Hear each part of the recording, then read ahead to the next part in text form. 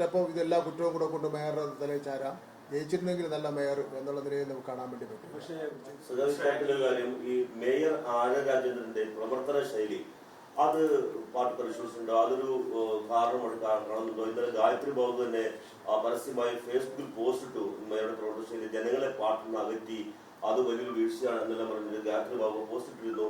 ഇത്തരത്തില് മേയറുടെ മാത്രമല്ല പാർട്ടി തവണ ആര്യ രാജേന്ദ്രന്റെ ഈ പ്രചാരണ രംഗത്ത് സജീവമായി ഇറക്കുകയും ചെയ്തിട്ടുണ്ടായിരുന്നില്ല.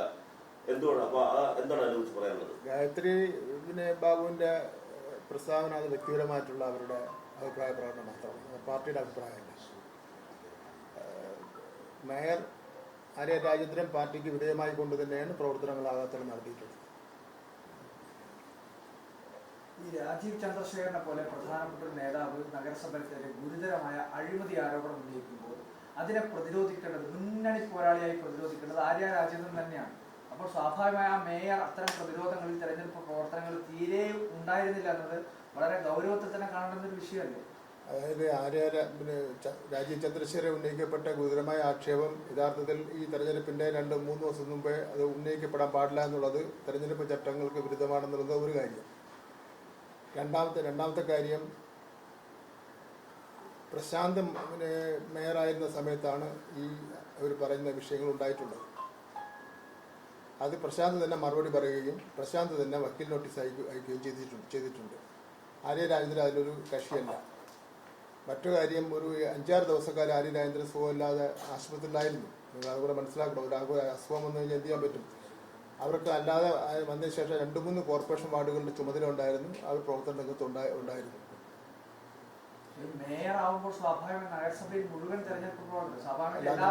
നമ്മുടെ പാർട്ടിയിൽ മേയർക്കല്ലോ പാർട്ടിയിലെ സംഘടനാപരമായി കൊടുക്കുന്ന ആൾക്കാർ. സ്വാഭാവികമായും ഇപ്പോൾ നിയമസഭാ തെരഞ്ഞെടുപ്പ് വരുമ്പോൾ മുഖ്യമന്ത്രി ഒരു 1-2 നിയമസഭാ മണ്ഡലങ്ങളിൽ മാത്രമാണ് തനിക്ക് ചുമതലയുള്ളത്, അവിടെ മാത്രം നിൽക്കുന്നു, ബാക്കിയുള്ളവർക്ക് അവരവർ പ്രചരണം നടത്തിക്കോട്ടെ എന്ന് പറയുന്നത് ഒരു വിചിത്രമായ വാദമായി മാത്രമല്ല കാണാൻ വേണ്ടി കഴിയും. അതുപോലെ തന്നെ ഈ മേയറുടെ കാര്യത്തിൽ അല്ല, അവരുടെ പരിമിതിക്കുള്ളിൽ നിന്നുകൊണ്ട് അവരുടെ ആരോഗ്യസ്ഥിതി കൂടെ പരിഗണിച്ചുകൊണ്ട് അവര് പരമാവധി പ്രവർത്തനം നടത്തിയിട്ടുണ്ട്.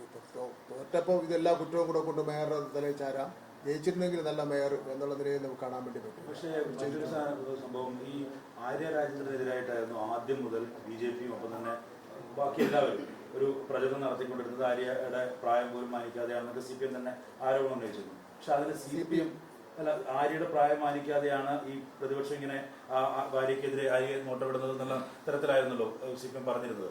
പക്ഷേ ആര്യക്കെതിരെ ഇങ്ങനെ ഒരു വലിയ കടന്നാക്രമണം ഉണ്ടാകുന്ന ഘട്ടത്തിൽ CPM ഒരു ജില്ലാ നേതൃത്വം അതിനെ പ്രതിരോധിച്ചോ കൃത്യമായി? അങ്ങനെ ഞാൻ തന്നെ മന്ത്രി എന്നുള്ള നിലയിൽ അത് തെറ്റാണെന്നും അങ്ങനെ സത്യസന്ധമായിട്ട് മാത്രമേ നമ്മൾ ആക്ഷേപം ഉന്നയിക്കാൻ പാടുള്ളൂ എന്നും ഒക്കെ തന്നെ പറഞ്ഞ് നമ്മളത് പ്രതിരോധിച്ചിട്ടുണ്ടല്ലോ.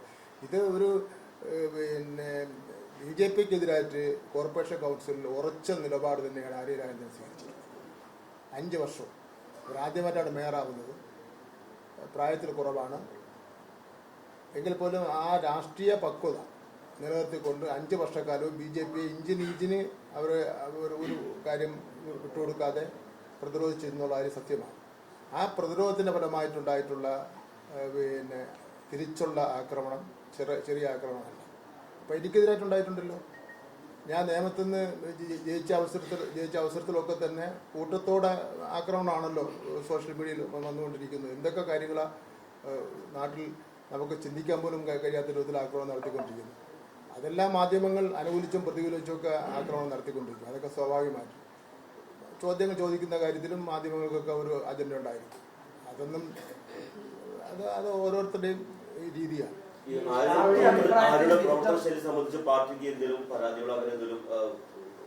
ആര്യയുടെ പ്രവർത്തനത്തെ സംബന്ധിച്ചിടത്തോളം പാർട്ടിക്ക് ഒരു പരാതി ലഭിച്ചിട്ടില്ല. അതെല്ലാം വെറും പ്രചരണം മാത്രമാണ്. ഞാൻ പറഞ്ഞില്ല, അത്തരം പ്രചരണങ്ങളാണ് നടത്തിക്കൊണ്ടിരിക്കുന്നത്. നിങ്ങൾ ആര്യ രാജേന്ദ്രൻ നേതൃത്വം കൊടുക്കുന്ന കോർപ്പറേഷന് ഏതാണ്ട് 30ഓളം വരുന്ന ദേശീയ അടിസ്ഥാനത്തിലും സാർവദേശീയ അടിസ്ഥാനത്തിലും നരേന്ദ്രമോദിയുടെ ഗവൺമെന്റ് തന്നെ കൊടുത്തിട്ടുള്ള സമ്മാനങ്ങളും കോംപ്ലിമെന്റ്സിനെ സംബന്ധിച്ച് ആരും ഒരു ചോദ്യം ചോദിച്ചില്ലല്ലോ.